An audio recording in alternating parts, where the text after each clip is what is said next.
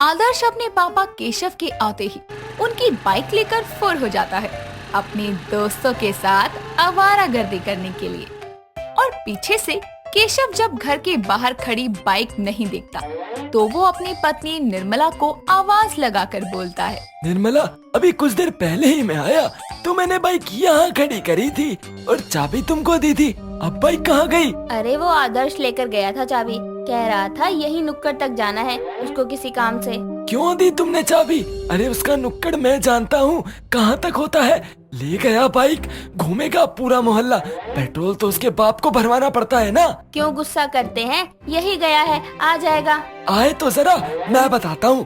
केशव गुस्से में आदर्श का इंतजार करता है तो वहीं आदर्श लगभग 1 घंटे बाद घूम घाम कर बाइक लेकर घर आता है और बाहर उसे खड़ी करके हाथों में उंगलियों में चाबी घुमाते हुए गाना गाकर अंदर आता है।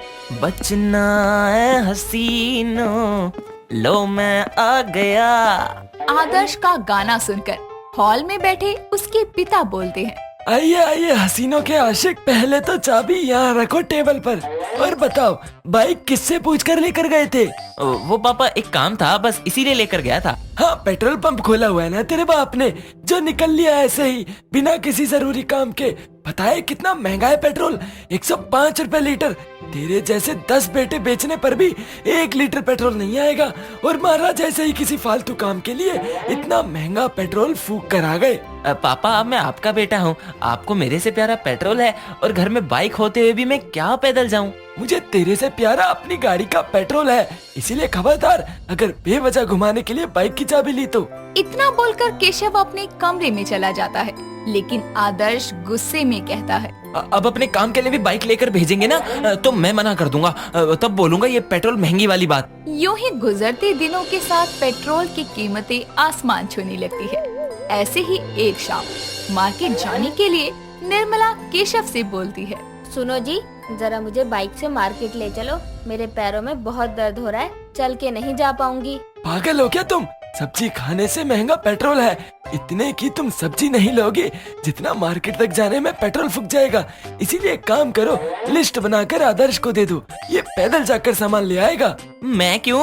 आदर्श के ऐसा बोलते ही केशव उसको घूर कर देखता है, जिस पर आदर्श बात को बदलते हुए कहता है, मेरा मतलब था कि मैं ही क्यों, मेरे साथ मेरे दोस्त भी जाएंगे, सारे के सारे सब्जी उठा कर लाएंगे। मम्मी बना दो लिस्ट, मैं चला जाता हूँ। निर्मला लिस्ट बनाने जाती है, तभी कमरे से निकलकर केशव की बेटी निधि बाहर आती है और अपने पापा से कहती है, पापा मुझे मार्केट तक जाना है, कुछ किताबें लेके आनी थी, भाई को बोल दो ना बाइक से ले चलेगा मुझे। ना, नको, बिल्कुल नहीं। आई बड़ी बाइक पर जाने वाली। पेट्रोल पता है कितना महंगा है, जितने की तेरी किताबें नहीं होंगी ना उससे ज्यादा पेट्रोल लग जाएगा। चुप हो जाओ और ये लो चाबी, लेकर जाओ निधि को मार्केट और आते हुए सब्जी ले आना। अरे सुनती हो, जल्दी ले आओ लिस्ट। और हाँ निधि, ध्यान दियो ये बाइक इधर उधर ना घुमाए। जी पापा, मैं अभी अपने कमरे से पैसे लेकर आती हूँ। बेटे के लिए पेट्रोल फूक सकते हैं लेकिन बेटे के लिए नहीं। हाँ। आदर्श अपनी बहन को बाइक पर बैठाकर मार्केट ले जाता है और वहाँ उतारते हुए कहता है, ले पकड़ लिस्ट, सारी सब्जी और बुक्स ले, मैं अभी आता हूँ। क्या है? पापा ने बोला था बाइक इधर उधर नहीं घुमानी। चल चल, अपने बाप को मत सिखा, जितना बोला उतना कर। और पापा को मत बता दियो कि मैं बाइक लेकर कहीं और भी गया था, और ना बेटा बहुत पिटेगी। इतना बोलकर आदर्श फुर से बाइक लेकर निकल जाता है।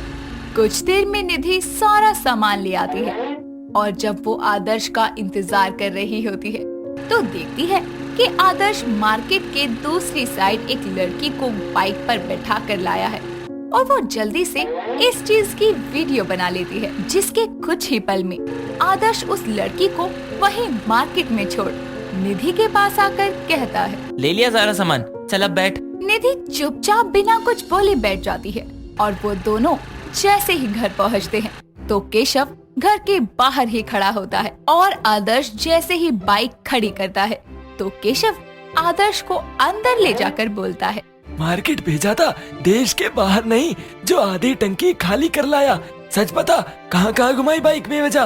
पापा बेवजह नहीं घुमाई, निधि की कुछ बुक्स मिली नहीं थी इस मार्केट में, इसीलिए उसे लेने दूसरी मार्केट तक गए थे। हाउ मीन भैया, पापा भैया झूठ बोल रहे हैं।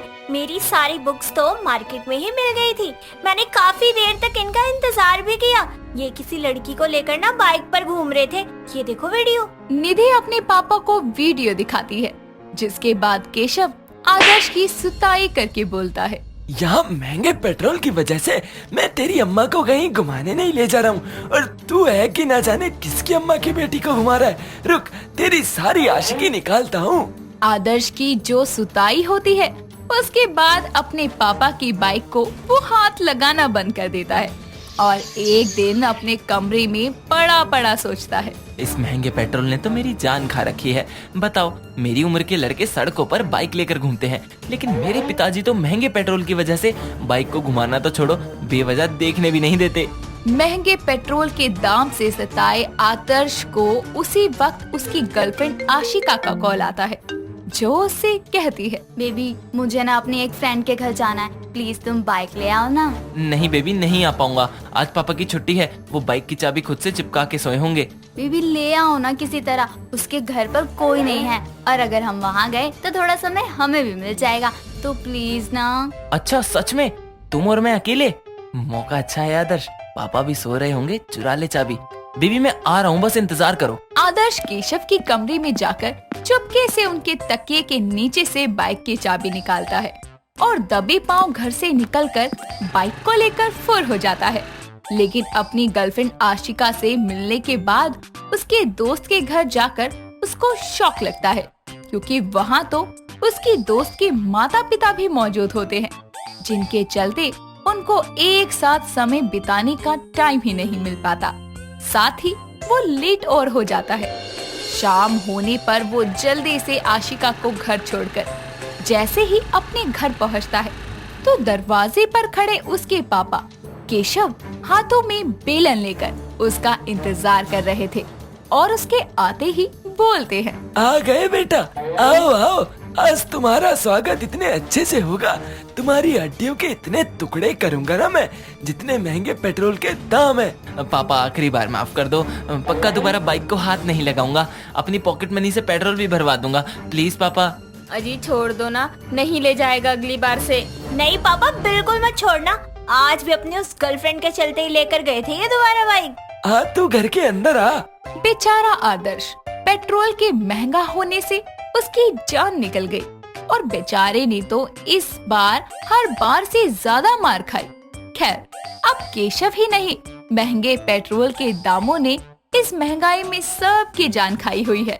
इसीलिए दोस्तों, पेट्रोल एक बेहद कीमती चीज है, इसको सोच समझ के ही खर्च करें और अपने निजी साधनों को जरूरत पड़ने पर ही लेकर निकले, इससे पेट्रोल की बचत होगी। कहा जाता है सावन का महीना बहुत सुहाना होता है। ये सावन सबका मन मोह लेता है। बारिश की मिट्टी की खुशबू हर जगह कीचड़ होने के साथ साथ हरियाली भी बन जाती है। इस महीने सभी अपने घर परिवार वालों के साथ समय बिताना चाहते हैं।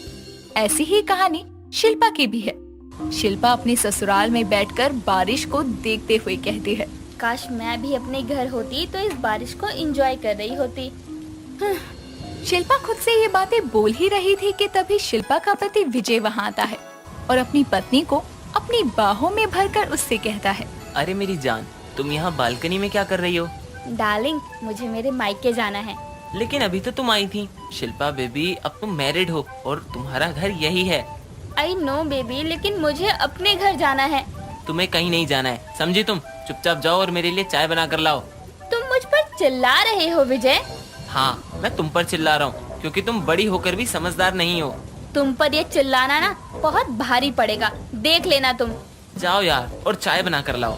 उसकी बात सुनते ही शिल्पा गुस्से में वहाँ से चली जाती है और बड़बड़ाते हुए खुद से कहती है, बेटा तुमने मुझ पर गुस्सा दिखाया ना, कोई बात नहीं।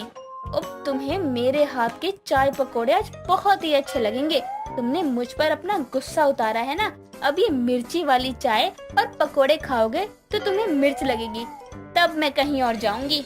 शिल्पा अब चाय बनाने लगती है, साथ ही पकोड़े भी बनाती है। कुछ देर बाद शिल्पा चाय के साथ पकोड़े लेकर विजय के पास जाती है और चाय पकोड़े देखकर विजय खुश होकर कहता है, अरे वाह शिल्पा, तुम तो चाय के साथ पकौड़े भी लेकर आई हो, तुम तो ग्रेट हो जानू। हाँ हाँ, अब तुम चाय पियो, मैं अभी आती हूँ। इतना कहकर शिल्पा वहाँ से चली जाती है।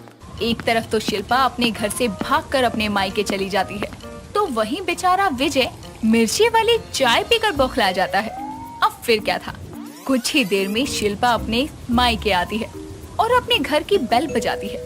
तभी दरवाजा खुलता है, जहाँ शिल्पा अपनी भाभी को देखती है। उसकी भाभी सीता अपनी ननद को देखकर कहती है, अरे शिल्पा, तुम इतनी बारिश में यहाँ क्या कर रही हो? भाभी, अब आप सारे सवाल यही करोगी क्या? मुझे अंदर नहीं आने दोगी? हाँ हाँ, क्यों नहीं, अंदर आओ। इतना सुनते ही शिल्पा घर में आ जाती है और अपने भाई को गले लगाकर कहती है, भैया, अब मैं अपने घर नहीं जाऊंगी। लेकिन शिल्पा क्या हो गया, आखिर तू ऐसे क्यों बोल रही है? उसकी बात सुनकर शिल्पा रोने लगती है।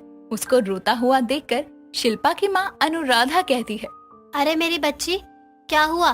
तू रो क्यों रही है? सीता अपनी सास की बात सुनकर मन ही मन कहती है, अरे हुआ क्या होगा, लड़ाकू तो है ही, कर ली होगी अपनी सास या अपने पति से लड़ाई। बताओ शिल्पा, क्या हुआ है? मम्मी भैया, वो लोग बहुत खराब हैं। मैं बस वहाँ नहीं जाऊंगी। आपको पता है, मैंने कहा कि मुझे मम्मी से मिलना है, तो क्या कहा विजय ने? क्या कहा, बताओ। भाभी, मैं बारिश में भीगते हुए आई हूँ, क्या आप मेरे लिए चाय बना सकती हैं? फिर मैं आप सबको पीते पीते सारी कहानी बताऊंगी। हाँ हाँ बहन, अरे सीता जाओ, जाकर चाय बना लो शिल्पा के लिए। हाँ हाँ, क्यों नहीं। सीता अपनी ननद के लिए चाय बनाकर लाती है, जिसके बाद शिल्पा अब सबको बोलती है, मम्मी भैया भाभी, अब आप सब मेरी स्टोरी सुनो। जब मैं अपने ससुराल थी तो मैंने कहा, मम्मी जी, विजय जी, मैं क्या सोच रही हूँ कि सावन में हम मेरे मायके चलते हैं। अरे बहू, तू पागल हो गई है क्या? क्यों माँ जी, मैंने कुछ गलत कहा क्या? और क्या, तुम कभी सही होती हो जो आज सही रहोगी। लेकिन मैंने ऐसा क्या बोल दिया विजय? हम कहीं भी नहीं जाएंगे, समझी तुम? और वैसे भी तुम अभी ही मायके से आई हो, तो तुम भी कहीं नहीं जाओगी, समझी तुम? लेकिन विजय, अगर तुमने कुछ भी कहा तो मुझसे बुरा कोई नहीं होगा, समझी तुम? बेचारी अब चुपचाप घर के काम करने लगती है। अब ऐसे ही दिन बीतते हैं।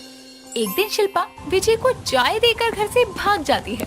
इस तरह मेरी जिंदगी बीत रही थी। और आपको पता है मम्मी, मैं इतनी तेज बारिश में भीगते हुए कीचड़ में आई हूँ। पानी भरा हुआ था, मैं गाड़ी का इंतजार कर रही थी, लेकिन मुझे कोई गाड़ी ही नहीं मिली। अब मैं तब तक नहीं जाऊंगी जब तक कि विजय खुद नहीं आ जाते मुझे लेने। अच्छा ठीक है, शांत हो जाओ। अच्छा, क्या आप लोग मुझे अपना फोन दिखाएंगे? हाँ हाँ, क्यों नहीं। इतना कहकर शिल्पा सबका फोन लेती है और सभी के फोन में से अपने पति का नंबर ब्लॉक लिस्ट में डाल देती है। उसे ये करता देखकर भाभी बोलती है, शिल्पा, फोन में क्या करना है तुमको? खैर, तुम आई कैसे यहाँ पर? भाभी, जब अपनों की याद आती है तो इंसान कुछ भी कर बैठता है। आई बड़ी। सीता कुछ नहीं बोलती और चुपचाप अपने काम पर लग जाती है। अब ऐसे ही दिन गुजरते हैं और आए दिन सीता को शिल्पा परेशान करने लगती है। भाभी, कहाँ हो यार तुम? मेरे लिए खाना अभी तक नहीं बना। आखिर तुम कर क्या रही हो जो इतना टाइम लगा रही हो? महारानी जी, तुम भी अपने ससुराल में थी। अगर तुम्हारे ऊपर कोई इस तरह का हुक्म चलाए तो तुम क्या करोगी, बताना जरा। भाभी जी, मेरे ससुराल में कोई मुझ पर किसी तरह का हुक्म चला ही नहीं सकता है। दोनों आपस में बातें कर ही रहे थे कि तभी वहाँ पर सीता की सास और शिल्पा की माँ अनुराधा आती है और अपनी माँ को देखकर शिल्पा कहती है, माँ देखो ना, मैं भाभी को बोल रही हूँ कि आज बरसात में पनीर के पकोड़े बनाए तो भाभी मना कर रही है। अरे बहू, बना देना, क्या हुआ? कुछ ही दिन के लिए तो आई है, अब तो इसमें भी इसकी इच्छा पूरी नहीं करेगी क्या? मम्मी जी, अब आप ही बताइए, और कितने दिन ये मायके रहेगी? ये घर मेरी बेटी का भी है, इसलिए इसका जब तक मन होगा तब तक रहेगी। सीता कुछ नहीं बोलती और पकोड़े बनाने चली जाती है। एक तरफ तो सीता पकोड़े बना रही थी, तो वहीं दूसरी तरफ बारिश ने हद मचा रखी थी। बारिश रुकने का नाम तक नहीं ले रही थी और कुछ समय बाद सीता पकोड़े लेकर हॉल में आती है। सब परिवार वाले बैठकर हंसी खुशी पकोड़े खाने लगते हैं कि तभी अचानक उनके घर की डोरबेल बजती है। डोरबेल सुनते ही सीता अपने पकोड़े छोड़कर दरवाजा खोलती है, जहां वो अपने नंदोई को देखकर बोलती है, अरे नंदोई जी, आप यहाँ क्या कर रहे हैं और क्यों आए हैं आप यहाँ पर? अरे सीता बहू, कौन है दरवाजे पर? आपका दामाद जी है मम्मी जी। इतनी बारिश में आपके दामाद भीगते हुए आए हैं। सीता की बात सुनकर सभी दरवाजे पर पहुँचते हैं और विजय को देख विकास उसे अंदर आने को कहता है, जिसके बाद विजय अंदर आता है और शिल्पा को देखकर बोलता है। शिल्पा तुमने तो हद ही कर दी है। अरे क्या हद कर दी है, तुम मेरी बहन को नहीं समझते और उसको हर चीज के लिए मना करते रहते हो। मैं मना करता हूँ? शिल्पा ने आपको क्या बताया है? वही जो तुम उसके साथ करते थे। अरे मैं क्या करता था? शिल्पा क्या बताया है तुमने भैया और मम्मी को? अरे मेरी जान, तुम तो इतनी बारिश में भीगते हुए आए। आए हाय, इतना प्यार है क्या तुम्हें मुझसे? हाँ, तुमसे प्यार और शादी करके तो मैं फंस गया। बिना बताए तुम यहाँ आ गई, ऊपर से मेरी गाड़ी की चाबी भी लेकर आ गई। और तो और जब मैं आप सबको कॉल कर रहा हूँ तो आप लोगों ने मेरा नंबर ही ब्लॉक कर दिया है। क्या बिना बताए मतलब? हाँ जी, इसने जो भी आपको कहानी सुनाई है वो सब झूठ है। इसकी कहानियाँ और झूठ से तो मैं परेशान हो चुका हूँ। मुझे तो लग ही रहा था कि ऐसा कुछ होगा। क्या ये सच है शिल्पा? हाँ, मैंने इनका नंबर ब्लॉक किया हुआ है क्योंकि मुझे आप लोगों से मिलने का मन कर रहा था और विजय मुझे आने नहीं दे रहे थे, इसलिए मैंने झूठ बोला आपसे। अब मैं क्या करूं? मेरे तो बच्चे ही इतने निकम्मे हैं, क्या करूं मैं? करना क्या है माँ, अब नंदोई जी आ गए हैं तो इनको भी पनीर के पकोड़े खिला देते हैं, क्योंकि हमारी शिल्पा तो सुधर नहीं सकती। सीता की बात सुनकर सब हंसने लगते हैं और अब शिल्पा विजय की तरफ देखकर उससे प्यार से कहती है। विजय जी मुझे माफ कर दो, मैंने पता नहीं क्या क्या कर दिया आपके साथ मायके आने की जिद में। मैंने आपकी चाय में मिर्च डाल दी थी। हाँ हाँ, कोई बात नहीं। इतना कहकर विजय उसे गले से लगा लेता है और सब के साथ बैठकर सावन की बारिश में चाय पकौड़ों का मजा लेता है।